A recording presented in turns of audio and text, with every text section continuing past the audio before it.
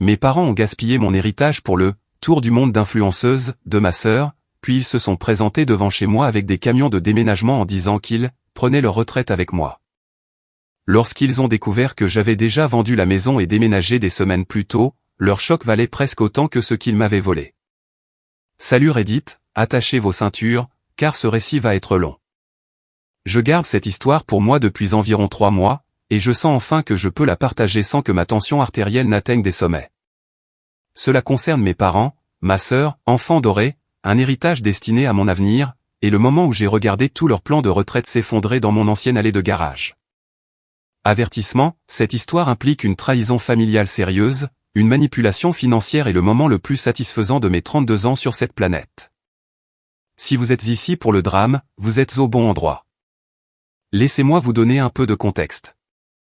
Je suis Derek, 32 ans, homme, et j'ai une sœur cadette nommée Brianna, 28 ans. Dès le jour de la naissance de Brianna, elle est devenue le centre de l'univers de mes parents. Je n'exagère pas, je parle d'un niveau de favoritisme si flagrant que les membres de la famille élargie l'ont fait remarquer lors des dîners de fête.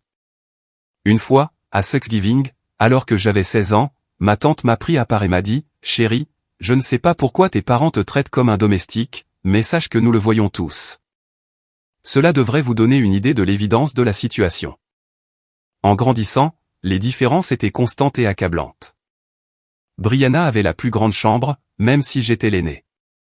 Quand j'ai demandé pourquoi, ma mère a répondu que c'était parce que Brianna avait besoin de plus d'espace pour ses affaires. Quelles affaires? Elle avait 6 ans. Elle avait des peluches et quelques livres d'images. J'avais 12 ans et j'avais vraiment besoin d'un bureau pour mes devoirs. Peu importait. La princesse a eu la suite parentale, et j'ai eu ce qui était essentiellement un placard aménagé avec une fenêtre. Brianna avait des vêtements neufs, tandis que je portais les habits usagés de mes cousins. À chaque rentrée scolaire, ma mère emmenait Brianna au centre commercial pour une virée shopping complète, jeans neufs, chemises neuves, chaussures neuves, la totale. Moi, j'obtenais un sac poubelle plein des vieilles affaires de mon cousin Kevin, dont la plupart ne m'allaient pas et sentaient vaguement son sous-sol. Quand je me suis plaint une fois, mon père m'a dit que je devrais être reconnaissant d'avoir une famille qui partage et que les vêtements sont des vêtements. Pendant ce temps, Brianna portait des tenues limited tout et justice, alors que je ressemblais à un danseur de fond dans une capsule temporelle du début des années 2000.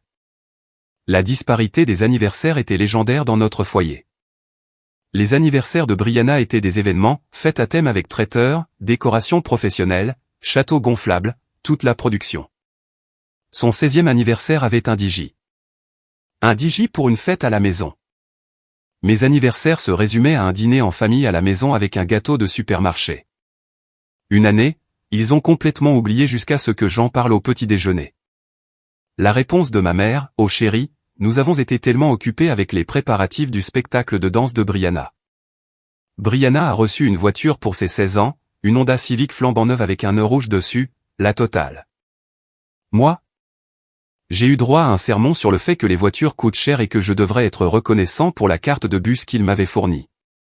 Quand j'ai souligné l'injustice évidente, mon père a dit « Brianna a besoin d'une voiture pour ses compétitions de danse. Pourquoi en aurais-tu besoin, toi ?» Mes parents géraient une petite mais prospère agence d'assurance dans notre ville natale de l'Ohio. Ils n'étaient pas riches, loin de là, mais ils étaient à l'aise, classe moyenne supérieure, 2 vacances par an, jolie maison en banlieue. Ils me disaient toujours que l'argent était limité dès que je demandais quelque chose. Mais, d'une manière ou d'une autre, il y avait toujours de l'argent pour tout ce que Brianna voulait, cours de danse, camp de cheerleading, voyage en Europe avec ses amis en terminale. Tout cela se matérialisait comme par magie chaque fois que la princesse avait besoin de quelque chose. J'ai financé mes études supérieures par moi-même. Aucune aide de leur part. Pas un seul dollar. J'ai contracté des prêts, cumulé 2 emplois et obtenu mon diplôme en génie logiciel en dormant 4 heures par nuit la plupart du temps. Je travaillais comme serveur dans un restaurant 3 soirs par semaine et je faisais de la saisie de données pour une entreprise locale le week-end. Ma moyenne était de 3,7, ce qui n'était pas facile à maintenir quand on est constamment épuisé et stressé de ne pas pouvoir payer ses manuels scolaires. Un semestre, il me manquait environ 800 $ pour les frais de scolarité. J'ai appelé mes parents, ravalé ma fierté et demandé s'ils pouvaient me prêter l'argent. Ma mère a soupiré et a dit « Derek, nous ne pouvons vraiment pas nous permettre de te donner de l'argent en ce moment. Brianna a besoin de nouveaux costumes pour son équipe de danse. 800 $ pour mon éducation contre des justes au corps à paillettes pour un passe-temps. J'ai fini par prendre des quarts de travail supplémentaires et manger des nouilles instantanées pendant 2 mois pour combler la différence. Pendant ce temps, Brianna est allée dans une université privée, entièrement financée par maman et papa, où elle s'est spécialisée en communication avec une mineure en marketing des réseaux sociaux. Elle a obtenu son diplôme en 5 ans parce qu'elle avait besoin de se trouver, et a changé 2 fois de majeur. Son expérience universitaire comprenait un semestre d'études à l'étranger en Italie payé par mes parents, une adhésion à une sororité payée par mes parents et un appartement hors campus payé par mes parents. Quand elle a obtenu son diplôme, ils lui ont organisé une fête massive avec traiteur et une salle louée. Pour ma remise de diplôme, je les ai invités. Ils ont dit qu'ils ne pouvaient pas venir parce que c'était le même week-end qu'un des spectacles de danse de Brianna. J'ai traversé la scène tout seul, tandis que la famille de mon colocataire m'applaudissait par pitié. Ce soir-là, j'ai reçu un SMS de ma mère, « Félicitations, mon cœur. Désolé que nous n'ayons pas pu être là. Brianna était incroyable aujourd'hui. » C'est ici qu'intervient l'héritage. Ma grand-mère paternelle, grand-mère Ruth, était la seule personne de ma famille qui semblait vraiment se soucier de moi. C'était une femme vive, pragmatique, qui voyait clair dans la dynamique familiale et qui ne s'est jamais prêtée au favoritisme. Quand j'étais enfant, je passais mes étés chez elle juste pour m'échapper de ce sentiment constant d'être invisible. Elle me préparait de la limonade sur son porche, m'apprenait des jeux de cartes et m'écoutait vraiment quand je parlais de ma journée. Elle a été plus une mère pour moi durant ces étés que mes vrais parents ne l'ont été toute l'année. Grand-mère Ruth voyait comment mes parents me traitaient. Elle les a repris plusieurs fois, ce qui entraînait toujours des dîners de famille gênants et une ambiance glaciale. Mon père se mettait sur la défensive et prétendait qu'elle créait des problèmes à partir de rien. Mais grand-mère Ruth ne se laissait pas faire. Elle a dit un jour à ma mère directement, « Tu élèves un enfant pour qu'il soit prétentieux et l'autre pour qu'il soit ta mère. Aucun des deux ne t'en remerciera. » C'était 7 ans avant qu'elle ne décède, et ma mère lui a à peine adressé la parole après cela. Elle est décédée quand j'avais 25 ans, et elle m'a légué sa maison dans son testament, pas à mes parents, pas à Brianna, spécifiquement à moi. Le testament était limpide à ce sujet. Son avocat m'a dit qu'elle l'avait mis à jour 3 fois au fil des ans pour s'assurer que le langage était inattaquable. Elle savait que mes parents essaieraient de le contester, et elle voulait s'assurer qu'ils ne puissent pas gagner. La maison de grand-mère Ruth était une modeste demeure de 3 chambres valant environ 280,000 $ à l'époque. Elle me l'a laissée parce que, selon ses propres mots écrits dans une lettre jointe au testament, Derek est le seul dans cette famille qui comprend la valeur du travail acharné et mérite une fondation sur laquelle construire sa vie. Ses parents l'ont déçu, mais je refuse de laisser cet échec définir son avenir. Cette maison est mes excuses pour ne pas avoir fait plus de mon vivant et mon espoir qu'il l'utilisera pour créer la vie qu'il mérite. J'ai pleuré pendant 1 heure en lisant cette lettre. Quelqu'un m'avait enfin vu. Même si c'était à titre posthume, quelqu'un dans ma famille m'avait enfin remarqué. Mes parents n'étaient pas contents de cela. Ils ont contesté le testament, affirmant que grand-mère Ruth n'était pas saine d'esprit lorsqu'elle l'a rédigé. Ils ont engagé un avocat et tout le reste. Le tribunal n'était pas d'accord. Grand-mère Ruth avait anticipé cela et avait fait évaluer et documenter sa compétence mentale par un médecin seulement 6 mois avant son décès. Elle savait exactement ce qu'elle faisait, et elle l'a fait délibérément. Le juge a rejeté la contestation en environ 15 minutes. Ils ont essayé de me faire culpabiliser pour que je vende la maison et partage l'argent avec la famille. J'ai refusé. Mon père m'a fait asseoir et m'a fait tout un discours sur le fait que la famille partage, et que grand-mère aurait voulu que tout le monde en profite. Je lui ai rappelé que grand-mère avait explicitement déclaré par écrit qu'elle me laissait la maison à moi seule. Donc, clairement, elle ne voulait pas que tout le monde en profite. Il n'a pas eu de réponse à cela. Ils ont essayé de me convaincre de les laisser gérer la propriété puisque j'étais si jeune et inexpérimenté. L'idée était qu'ils la loueraient, s'occuperaient de l'entretien et me donneraient une partie des bénéfices. Je pouvais sentir cette arnaque à 1 kilomètre. Ils auraient empoché la majeure partie de l'argent et ne m'auraient probablement jamais rien donné. J'ai refusé cela aussi. Pour une fois dans ma vie, j'avais quelque chose qui était à moi, et je ne les laissais pas y toucher. J'ai emménagé dans la maison de grand-mère Ruth et j'ai passé les années suivantes à la rénover. Nouveau toit, cuisine modernisée, plancher de bois franc restauré. J'ai mis mon sang, ma sueur et mes week-ends dans cet endroit. La valeur a grimpé à environ 3 cents 40,000 $ au moment où tout ce qui est décrit dans cette histoire s'est produit.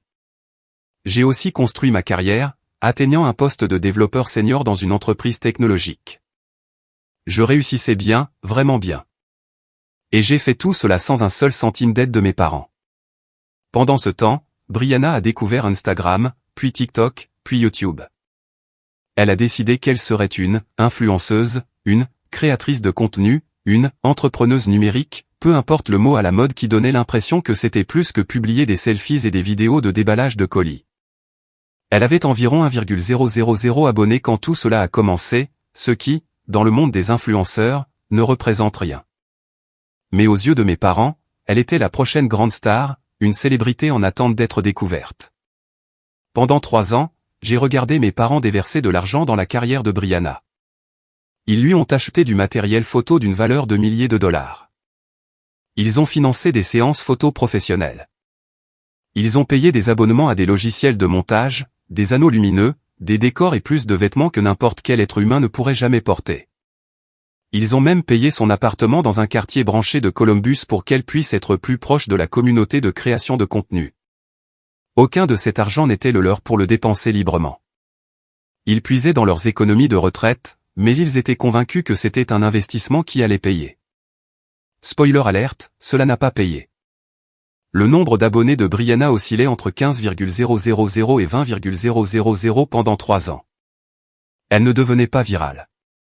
Elle ne décrochait pas de contrat de marque. Elle ne bâtissait pas un empire. Elle était juste une fille modérément attirante publiant du contenu médiocre dans un océan de millions d'autres filles modérément attirantes publiant du contenu médiocre. Mais mes parents refusaient de le voir. Chaque fois que je suggérais gentiment que Brianna devrait peut-être trouver un vrai travail tout en développant sa présence sur les réseaux sociaux en parallèle, j'étais accusé d'être jaloux, négatif et peu encourageant. Puis est arrivé le tour du monde d'influenceuse. Brianna a annoncé lors du dîner de Noël il y a 2 ans qu'elle avait une vision, un plan, une stratégie qui allait la catapulter vers la célébrité. Elle s'est levée de table comme si elle était sur le point de faire une conférence TED, a sorti son téléphone avec une présentation PowerPoint qu'elle avait apparemment préparée pour ce moment, et a commencé à vendre son grand projet à nos parents. Elle allait voyager dans le monde entier pendant toute une année, créant du contenu depuis des endroits exotiques, Bali, Paris, Tokyo, Dubaï, Santorin, Tulum, le pack de démarrage complet de la voyageuse Instagram. Elle avait fait des recherches approfondies. Elle avait parcouru les comptes d'autres influenceurs et déterminé que le contenu de voyage était la clé d'une croissance exponentielle du nombre d'abonnés. Elle prétendait que cela lui donnerait un contenu unique qui la distinguerait des autres créateurs. Elle a dit que les marques se bousculeraient pour la sponsoriser une fois qu'elle aurait toutes ses images internationales. La présentation incluait des graphiques, des courbes de croissance prévues, des valeurs estimées de contrats de marque, des opportunités de sponsoring potentielles. Tout cela était complètement inventé, bien sûr, juste des chiffres qu'elle a sortis de nulle part pour que cela ressemble à un plan d'affaires légitime. Mais mes parents ont tout avalé comme si c'était le pitch d'une start-up de la Silicon Valley. Le coût ? Environ 120,000 $ pour l'année complète. Vol, hébergement, nourriture, activités, assurance voyage, mise à niveau de l'équipement et, bien sûr, une généreuse allocation de vie pour qu'elle n'ait pas à s'inquiéter de l'argent pendant qu'elle était occupée à créer du contenu.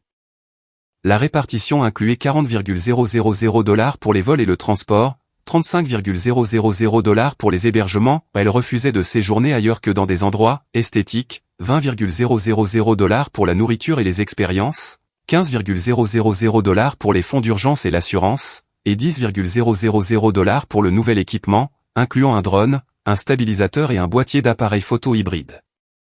J'ai failli m'étouffer avec ma purée quand mon père a annoncé qu'ils allaient financer ce voyage. Il l'a dit avec ce sourire fier sur le visage, comme s'il était un capital risqueur annonçant un investissement de série A au lieu d'un homme sur le point de prendre la décision financière la plus stupide de toute sa vie. Maintenant, je savais que mes parents soutenaient financièrement Brianna depuis des années. Mais 120,000 $? Ce n'est pas du soutien, c'est de la folie. Je leur ai demandé directement d'où venait cet argent.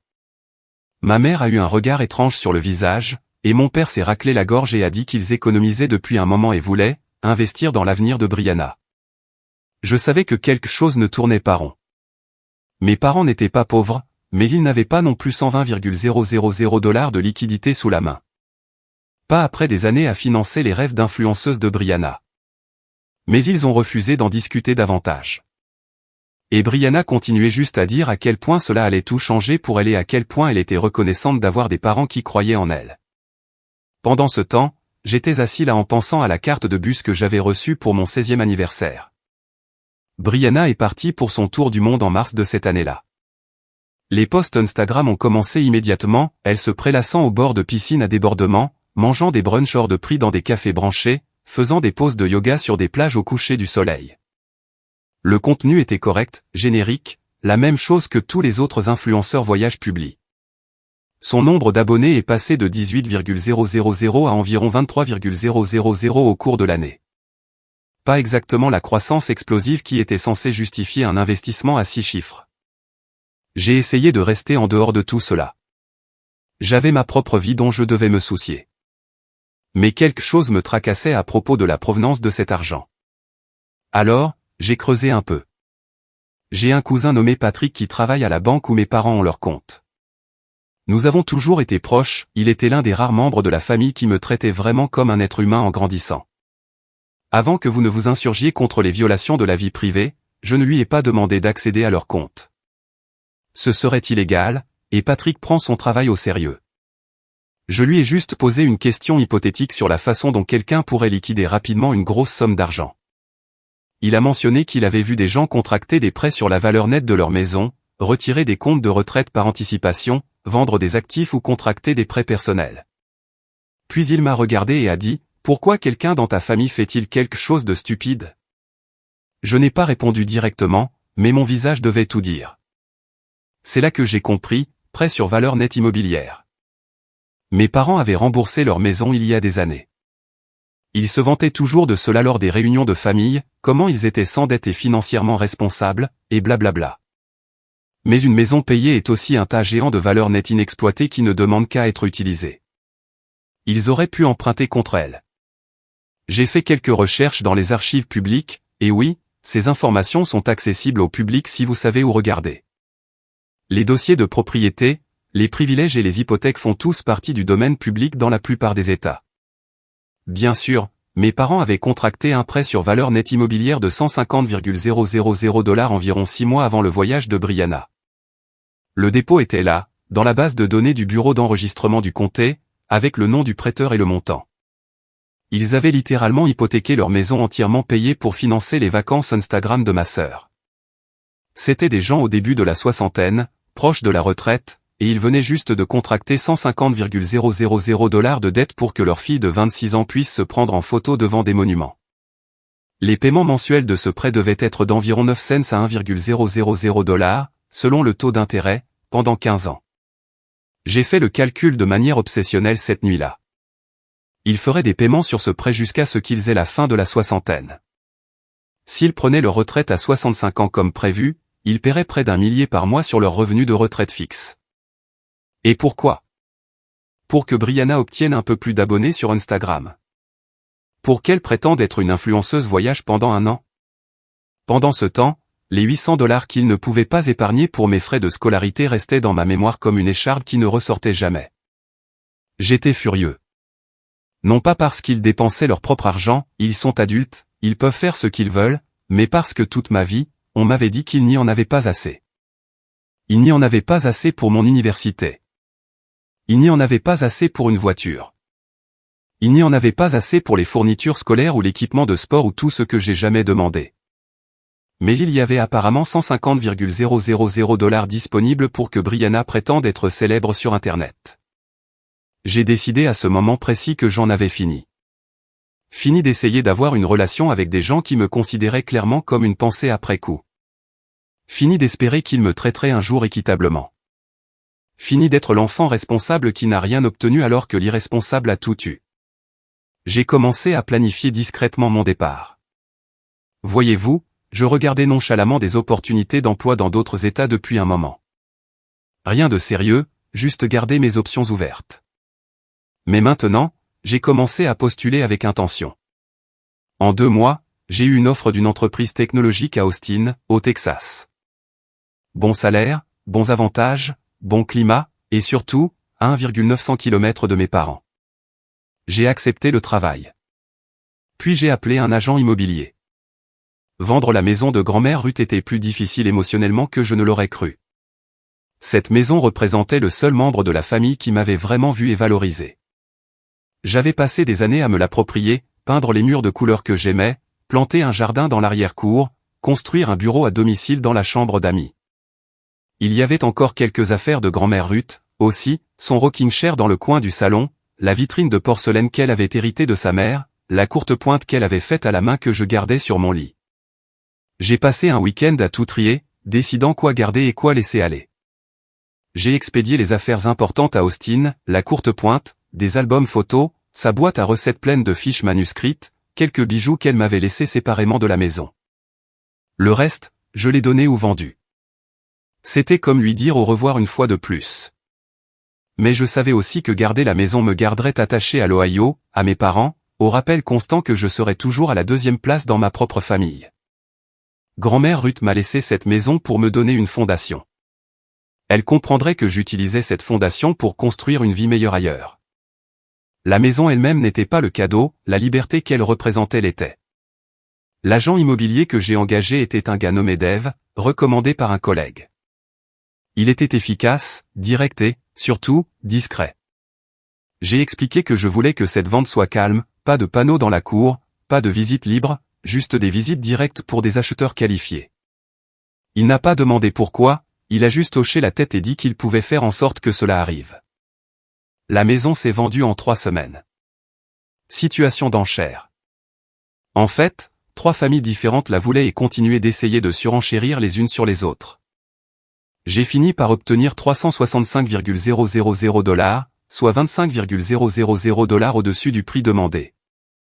L'ironie ne m'a pas échappé que les tentatives de mes parents pour me faire vendre la maison et partager l'argent des années auparavant leur auraient rapporté peut-être 70,000 $ chacun. En attendant et en améliorant la propriété moi-même, j'avais gagné 85,000 $ supplémentaires qui m'appartenaient entièrement. Après avoir remboursé l'hypothèque restante et les frais de clôture, je suis reparti avec environ 290,000 $ en liquide. J'ai mis la majeure partie dans des investissements et de l'épargne. J'en ai gardé un peu pour les frais de relocalisation, et j'ai mentalement dit adieu à l'Ohio pour toujours. Voici le truc, cependant. Je n'ai dit à personne. Pas à mes parents, pas à Brianna, à personne qui pourrait leur laisser échapper l'info. J'ai fait transférer mon courrier vers une boîte postale dans un autre quartier de la ville avant de le changer pour Austin. J'ai gardé mes réseaux sociaux complètement silencieux sur tout déménagement. Pas de messages sur les cartons, pas d'annonce de « nouveau chapitre », rien. J'ai continué à répondre aux SMS occasionnels de mes parents avec le même niveau d'engagement minimal que j'avais toujours eu. Ils ne me rendaient jamais visite de toute façon. En 7 ans, j'ai vécu dans cette maison, ils sont venus peut-être 2 fois. Et les 2 fois, c'était parce qu'ils avaient besoin de quelque chose de ma part. Il n'y avait donc aucun risque qu'ils se présentent et voient un panneau « à vendre ». J'ai déménagé à Austin en septembre, trouvé un excellent appartement, commencé mon nouveau travail et commencé à construire une vie qui n'avait absolument rien à voir avec ma famille biologique. C'était le plus paisible que je me sois senti depuis des années. Fini les culpabilisations, fini les comparaisons avec Brianna, fini de se sentir comme si j'étais d'une manière ou d'une autre moins que rien, malgré le fait que j'étais la seule personne responsable de toute la famille. Pendant ce temps, le tour du monde de Brianna s'est terminé dans un murmure plutôt que dans un fracas. Elle est revenue aux États-Unis avec 24,000 abonnés, à peine 6,000 de plus qu'au début, et absolument aucun contrat de marque ne l'attendait. Le contenu qu'elle a créé était, selon plusieurs commentaires sur ce même site web quand je l'ai recherché, basique, oubliable, et la même chose que tous les autres influenceurs voyage médiocres publient. Dur, mais pas inexact. Les 120,000 $ avaient disparu. Les paiements du prêt sur valeur nette immobilière arrivaient à échéance, et mes parents ont soudainement réalisé qu'ils avaient un problème massif. Ils avaient 62 et 64 ans avec 150,000 $ de dettes, des économies de retraite minimales, ils avaient apparemment puisé là-dedans aussi au fil des ans, et une fille qui vivait maintenant de retour dans leur maison parce qu'elle ne pouvait pas se permettre son propre appartement sans leur soutien financier. Leur plan avait été de travailler jusqu'à 65 ans, de rembourser le prêt avec leurs revenus combinés, puis de prendre leur retraite confortablement. Mais l'économie avait d'autres plans. Mon père a été licencié de son travail environ 4 mois après le retour de Brianna. L'agence d'assurance pour laquelle il travaillait réduisait ses effectifs, et on lui a proposé un forfait de retraite anticipé qui était nettement inférieur à ce sur quoi il comptait. Soudain, 2 personnes qui avaient passé des décennies à dépenser de l'argent comme s'ils poussaient dans les arbres étaient confrontées à la réalité que les arbres ne produisent pas réellement d'argent. Concept choquant, je sais. J'ai appris tout cela par Patrick, mon cousin banquier, qui l'a entendu par le biais du bouche à oreille familial. Mes parents étaient apparemment en mode panique totale, essayant de comprendre comment ils allaient payer leurs versements hypothécaires, leurs dettes et soutenir Brianna, le tout avec le seul salaire de ma mère. La réponse, il s'est avéré, était qu'ils ne pouvaient pas. Puis j'ai reçu l'appel. C'était un samedi matin en janvier. J'étais assis dans mon appartement d'Austin en profitant de mon café et du fait qu'il faisait 18 degrés Celsius dehors alors que l'Ohio était enterré sous la neige. Le numéro de ma mère est apparu sur mon téléphone. J'ai failli ne pas répondre.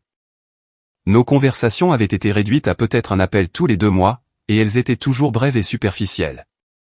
Mais quelque chose m'a dit de décrocher. Derek, chéri, nous avons besoin de te parler de quelque chose d'important. Sa voix avait ce ton particulier que je reconnaissais depuis l'enfance. C'était le ton qu'elle utilisait quand elle était sur le point de me demander quelque chose et qu'elle essayait d'abord de me brosser dans le sens du poil. Je me suis préparé. Ton père et moi avons beaucoup réfléchi, et nous avons pris une décision. Nous allons prendre notre retraite et emménager avec toi. J'ai littéralement ri aux éclats. J'ai pensé qu'elle plaisantait. Elle ne plaisantait pas. Elle a continué à expliquer qu'ils avaient décidé que la meilleure solution à leurs problèmes financiers était de vendre leur maison, d'utiliser l'argent pour rembourser le prêt sur valeur nette immobilière, puis de prendre leur retraite pour vivre avec moi dans la maison de grand-mère Ruth. Ils aideraient avec les dépenses du ménage, bien sûr, et ce serait, si gentil, pour nous de passer enfin du temps de qualité ensemble en famille.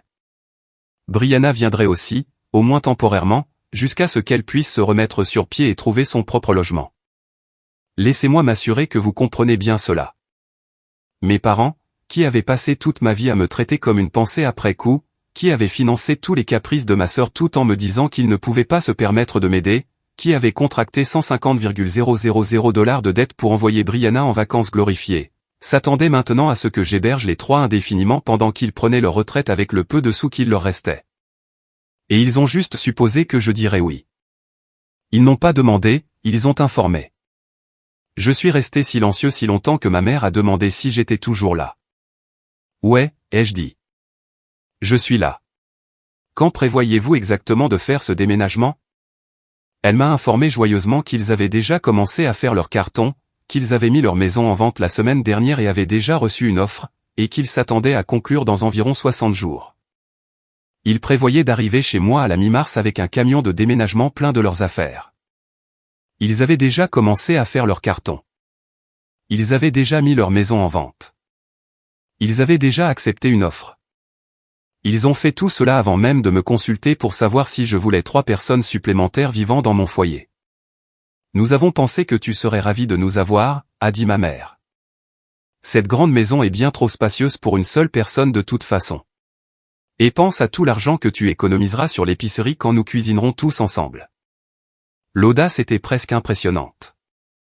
J'aurais pu lui dire à ce moment-là. J'aurais pu lâcher la bombe que j'avais vendu la maison il y a 6 mois et déménager au Texas. Mais quelque chose en moi voulait attendre. Je voulais qu'ils fassent l'expérience du poids total de leurs droits acquis s'écrasant sur eux en personne. Appelez ça de la mesquinerie, appelez ça de la vengeance, moi, j'appelle ça de la justice. D'accord, maman, ai-je dit. Je suppose que je vous verrai en mars. Elle était si heureuse, si soulagée. Elle a continué pendant encore 10 minutes sur la façon dont elle savait que je soutiendrais la famille, comment ce serait une telle opportunité pour nous tous de nous reconnecter, et comment Brianna avait vraiment hâte de passer du temps avec son grand frère. J'ai fait des bruits appropriés et agréables tout en chorégraphiant mentalement le moment où il se garerait devant une maison que je ne possédais plus. Les 2 mois suivants furent intéressants. Mes parents appelaient plus souvent qu'ils ne l'avaient fait en des années, soudainement très intéressés par ma vie et mes opinions. Il posait des questions sur mon travail, mes passe-temps, mes projets pour le week-end. Il m'envoyait des articles sur la vie intergénérationnelle et sur la façon dont il devenait plus courant pour les familles de partager des maisons. Il posait les bases de leur invasion avec toute la subtilité d'un coup de masse. J'ai joué le jeu. J'ai posé des questions sur leur plan de déménagement. J'ai suggéré ce qu'ils devraient apporter par rapport à ce qu'ils devraient vendre. J'ai même dit que j'étais impatient de les voir. Chaque conversation était une performance d'acteur digne d'un Oscar. Brianna m'a envoyé des SMS aussi, ce qui était notable car elle ne me contactait généralement que lorsqu'elle voulait quelque chose. Elle m'a envoyé des liens vers des événements d'influenceurs à Austin et m'a demandé si je pouvais la mettre en contact avec la scène locale des créateurs de contenu. Elle parlait de la façon dont elle allait utiliser ce nouveau départ pour réinventer sa marque et se concentrer vraiment sur sa carrière. Elle a même suggéré que je pourrais être dans certaines de ses vidéos, tu es en fait plutôt beau garçon pour un geek de la tech. Je pourrais faire de toi une sorte de personnage secondaire. J'ai dit que j'y réfléchirais. La mi-mars est arrivée. J'ai reçu un SMS de mon père disant qu'ils étaient à environ 12 heures de route et qu'ils arriveraient probablement le lendemain matin. Il conduisait un camion de déménagement massif avec Brianna qui suivait dans sa voiture, pour laquelle mes parents faisaient des paiements pour elle. Je lui ai dit d'avoir une bonne route et que je les verrais demain. Puis j'ai vaqué à mes occupations à Austin, pris un café à mon endroit local préféré, fait un jogging le long de la rivière, préparé le dîner dans mon appartement et dormi 8 heures paisibles. Le lendemain matin, je me suis réveillé avec 17 appels manqués et environ 40 messages textes. Cela a commencé par la confusion, Derek, nous sommes à la maison, mais il y a un nom différent sur la boîte aux lettres. Derek, rappelle-nous. Il se passe quelque chose d'étrange. Fils, il y a des étrangers qui vivent dans ta maison. Que se passe-t-il? Puis vint la panique, Derek, appelle-nous immédiatement. Où es-tu? Pourquoi y a-t-il une famille qui vit dans la maison de Ruth? Est-ce qu'il s'est passé quelque chose? Est-ce que tu vas bien? Puis la colère, Derek. Michael. Tu dois t'expliquer tout de suite. Nous avons conduit 16 heures et la maison est vendue. Ta sœur pleure. Es-tu content maintenant? Je les ai laissés mijoter pendant environ 3 heures avant de rappeler. Je voulais qu'ils fassent l'expérience de chaque émotion dans cette allée de garage. La confusion, la réalisation, l'embarras d'avoir à expliquer à un étranger pourquoi ils étaient debout sur leur pelouse avec un camion de déménagement plein de meubles et nulle part où les mettre. Quand j'ai enfin appelé, mon père a répondu à la première sonnerie. Derek, que se passe-t-il? Sa voix tremblait avec une combinaison de rage et de panique que je n'avais jamais entendue auparavant. En arrière-plan, je pouvais entendre ma mère parler frénétiquement à quelqu'un, probablement les propriétaires actuels essayant de comprendre pourquoi 3 personnes dans un camion de déménagement refusaient de quitter leur propriété. Et, papa. Je vois que tu es arrivé dans l'Ohio. L'Ohio? Nous sommes devant chez toi. Sauf que ce n'est plus chez toi. Apparemment, il y a une famille ici qui dit qu'ils ont acheté cet endroit il y a 6 mois. Ils ont 2 enfants et un chien et ils sont très confus quant à la raison pour laquelle nous sommes garés dans leur allée. Ouais, ça semble exact. J'ai vendu la maison en août, déménagé au Texas. Silence. Un silence complet, magnifique. Pendant environ 10 secondes, le seul son était les pleurs étouffés de Brianna en arrière-plan et ce qui ressemblait au chien du nouveau propriétaire qui aboyait. Tu as quoi? J'ai vendu la maison de grand-mère Ruth, déménagé à Austin, au Texas. J'ai trouvé un nouveau travail, un nouvel appartement, une nouvelle vie. C'est assez génial, en fait. Le temps a été incroyable. J'ai fait du kayak le week-end dernier. Ma mère a pris le téléphone. Je pouvais entendre Brianna hurler en arrière-plan, mode détresse totale. Derek, ce n'est pas drôle. Ce n'est pas drôle du tout. Où sommes-nous censés aller? Nous avons vendu notre maison. Nous n'avons nulle part où vivre. Nous avons un camion plein de meubles et aucun endroit où les mettre. Ça ressemble à un problème que vous auriez dû considérer avant de supposer que vous pouviez emménager chez moi sans me demander. Aussi, sans considérer que je pourrais avoir mes propres plans pour ma propre propriété. Vous savez, la propriété que grand-mère Ruth m'a laissée spécifiquement parce qu'elle savait que vous essaieriez de profiter de moi. Mais nous sommes ta famille. La famille prend soin les uns des autres. Amusant. Je ne me souviens pas m'être senti beaucoup comme faisant partie de la famille quand je prenais le bus alors que Brianna avait une voiture neuve. Ou quand je cumulais 2 emplois pour payer l'université alors que vous financiez son diplôme. Ou quand vous avez dépensé 120,000 $ pour ses vacances tout en me disant toute ma vie que l'argent était limité. Ou quand vous ne pouviez pas épargner 800 $ pour m'aider avec mes frais de scolarité, mais que vous pouviez trouver 150,000 $ pour hypothéquer votre maison pour du contenu Instagram. Où était cette énergie familiale à ce moment-là? Mon père a repris le téléphone. Fils, ce n'est pas juste. Nous avons toujours fait de notre mieux pour vous deux. Vous avez contracté 150,000 $ de dette pour envoyer Brianna en voyage Instagram. Vous ne m'avez jamais donné un seul dollar pour quoi que ce soit. Ce n'est pas faire de votre mieux pour nous deux. C'est avoir un préféré et prétendre que ce n'est pas le cas. Il y a eu plus de disputes, plus d'excuses, plus de tentatives pour me faire culpabiliser afin que je résolve d'une manière ou d'une autre ce problème que je n'avais pas créé. Ma mère a pleuré. Brianna a apparemment fait une dépression nerveuse totale dans la voiture.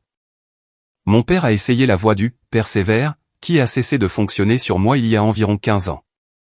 Je les ai laissés s'épuiser à parler. Puis j'ai dit ce que j'avais à dire, voici ce qui va se passer. Vous allez gérer votre propre situation de logement. Peut-être pouvez-vous utiliser ce qui reste de la vente de votre maison pour louer un appartement.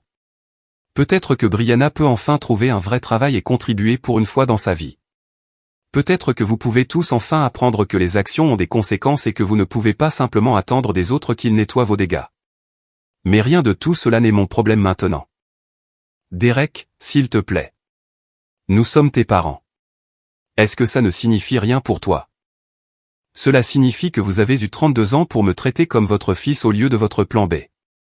Vous avez choisi de ne pas le faire. Maintenant, je choisis de ne pas être votre plan de retraite. Ce n'est pas personnel, maman. C'est juste des maths. Vous avez tout investi dans Brianna. Je ne vous donnerai pas de retour sur un investissement que vous n'avez jamais fait en moi. J'ai raccroché. Ils ont essayé de rappeler environ 50 fois de plus au cours des jours suivants. Je n'ai pas répondu. Ils ont laissé des messages vocaux allant de l'excuse à la fureur en passant par le désespoir. Brianna m'a envoyé un SMS qui disait juste « J'ai toujours su que tu étais jaloux de moi ». Cela le prouve, ce qui honnêtement prouvait juste qu'elle n'avait rien appris et ne le fera probablement jamais. Par Patrick, j'ai appris qu'ils ont fini par rester dans un motel pendant une semaine le temps de comprendre quoi faire. Apparemment, la société de camions de déménagement leur a facturé des frais supplémentaires pour chaque jour où ils ont gardé le camion après la date de retour, et ils ont dû mettre la plupart de leurs meubles dans un garde-meubles parce qu'ils n'avaient nulle part où les mettre. Le garde-meubles leur coûtait 200 $ par mois, juste une autre dépense qu'ils n'avaient pas prévue.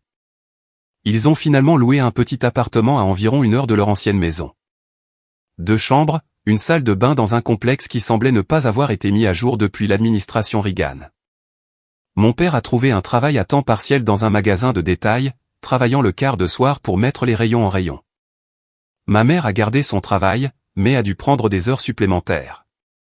Brianna a finalement trouvé du travail comme réceptionniste dans un cabinet dentaire, bien qu'apparemment elle s'en plaigne constamment parce qu'elle doit réellement se réveiller tôt et traiter avec des gens qui sont toujours de mauvaise humeur parce qu'ils sont chez le dentiste. Le prêt sur valeur nette immobilière pèse toujours au-dessus de leur tête. Ils vont le rembourser pendant des années. Le rêve d'influenceuse est effectivement mort, bien que Brianna publie apparemment encore occasionnellement pour ses 22,000 abonnés restants. Elle en a perdu environ 2,000 depuis la fin du tour du monde parce qu'elle a arrêté de publier régulièrement. Mes parents font face à une retraite qui ne ressemble en rien à ce qu'ils avaient prévu, vivant dans un appartement de 2 chambres et travaillant jusqu'à la fin de la soixantaine juste pour suivre le rythme de leur remboursement de dette. Voici où cela devient encore meilleur. Environ 2 mois après l'incident dans l'allée, Patrick m'a appelé avec une mise à jour. Mes parents ont essayé d'obtenir un prêt personnel pour aider à couvrir les dépenses. Ils ont été refusés.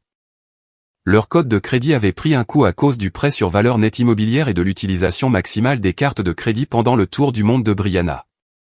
La banque avec laquelle ils étaient depuis 30 ans les a refusés catégoriquement. Puis la voiture de Brianna a été saisie. Vous vous souvenez comment mes parents faisaient des paiements pour son véhicule? Ces paiements se sont arrêtés quand ils ne pouvaient plus se les permettre. Elle est sortie du travail un jour pour trouver sa voiture partie et un avis de saisie par terre. Patrick a dit qu'elle avait fait une dépression totale sur le parking du cabinet dentaire. Pleurlait, crie sur son téléphone, la totale. Ses collègues ont dû appeler ma mère pour venir la chercher. Sans voiture, Brianna ne pouvait pas se rendre au travail de manière fiable. Les transports en commun dans leur région sont pratiquement inexistants, et les coûts d'Uber s'accumulaient rapidement. Elle a tenu environ 3 semaines de plus au cabinet dentaire avant qu'il ne la renvoie pour problème de présence. Donc, maintenant, elle est de nouveau au chômage, vivant dans l'appartement exigu de ses parents sans voiture et sans revenus. Le travail à temps partiel de mon père dans le commerce de détail a réduit ses heures le mois dernier. Il est tombé à peut-être 15 heures par semaine, ce qui couvre à peine quoi que ce soit. Ma mère a pris un quart de travail le week-end pour compenser. Donc maintenant, elle travaille 6 jours par semaine à 63 ans. Le garde-meuble où ils ont mis tous leurs meubles, ils ont pris du retard sur les paiements. Ils ont reçu un avis indiquant que s'ils ne payaient pas le solde dans les 30 jours, tout serait mis aux enchères. Ils ont dû vendre la plupart des meubles même à une forte perte juste pour éviter les frais d'enchères. Toutes ces antiquités que ma mère a passé des décennies à collectionner.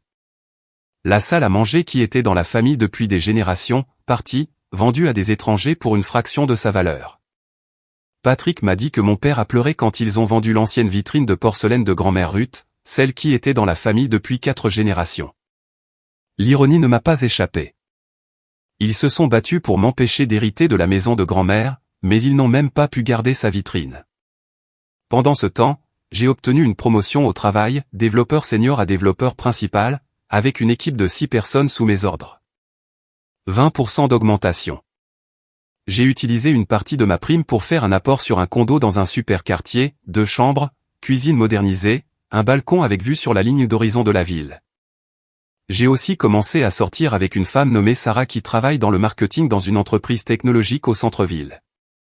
Nous nous sommes rencontrés au barbecue d'un ami, nous nous sommes bien entendus, et nous sommes ensemble depuis environ 4 mois maintenant. Elle connaît toute l'histoire de ma famille. Sa réponse a été simple, on dirait que tu as pris la bonne décision. Certaines personnes n'apprennent que lorsqu'elles font face aux conséquences. Il y a 2 semaines, j'ai reçu un courrier intéressant transféré de mon ancienne boîte postale, une lettre de ma mère, manuscrite, de 6 pages. Elle s'excusait pour tout, le favoritisme, la négligence, la façon dont ils m'ont traité toute ma vie. Elle a admis qu'ils avaient fait de Brianna le centre de leur monde et m'avaient laissé à l'extérieur. La dernière page était une requête. Ils voulaient savoir si je considérerais les aider à refinancer leurs prêts sur valeur nette immobilière. Ils se noyaient dans les paiements et pensaient que peut-être, si je co-signais, ils pourraient obtenir de meilleures conditions. Elle a promis qu'il me rembourserait. J'y ai pensé pendant exactement 0 seconde. J'ai écrit une courte note, je suis content que vous ayez eu le temps de réfléchir. J'espère que les choses s'amélioreront pour vous. Je ne co-signerai rien et ne fournirai aucune aide financière. Bonne chance. Je l'ai posté le lendemain. Je n'ai plus eu de nouvelles d'eux depuis. La semaine dernière, j'ai vérifié l'Instagram de Brianna. Son nombre d'abonnés est tombé à 19,000 maintenant. Son dernier post date de 3 semaines, une photo d'un coucher de soleil avec une légende sur le fait de « faire confiance au voyage ». Son contenu sur le tour du monde a complètement disparu, elle a supprimé chaque post de ce voyage à 120,000 $ d'un an. Tout cet argent, tout cet investissement, effacé comme s'il n'était jamais arrivé. J'ai pris une capture d'écran de son profil et je l'ai envoyé à Patrick avec un message, je suppose que le retour sur investissement de ce voyage n'était pas ce à quoi il s'attendait. Il a répondu avec un seul emoji crâne. J'ai littéralement ri aux éclats. Donc, c'est là que les choses en sont maintenant. Je suis à Austin, je prospère. Nouveau travail, nouveau condo, nouvelle relation, nouvelle vie. Mes investissements issus de la vente de la maison se portent bien. J'ai un solide fonds d'urgence, un compte de retraite en pleine croissance et aucune dette. Je fais du kayak le week-end. J'ai rejoint une ligue de volley-ball. Mes parents sont dans l'Ohio, en difficulté, travaillant jusqu'à la fin de la soixantaine pour rembourser une dette qu'ils ont contractée pour leur enfant préféré, qui est maintenant au chômage, sans voiture et vivant dans leur chambre d'amis. La retraite pour laquelle ils avaient prévu n'existe pas. Je ne me réveille plus en pensant à eux. Je ne vérifie pas mon téléphone en espérant qu'ils diront enfin la bonne chose. J'ai pris ma décision. Je l'ai exécutée proprement, et j'ai avancé dans ma vie. C'est toute l'histoire, Reddit. Mes parents ont gaspillé l'héritage de ma sœur en contenu Instagram, se sont présentés en s'attendant à prendre leur retraite dans ma maison, et ont découvert que je l'avais déjà vendue et déménagée à 1,600 km de là.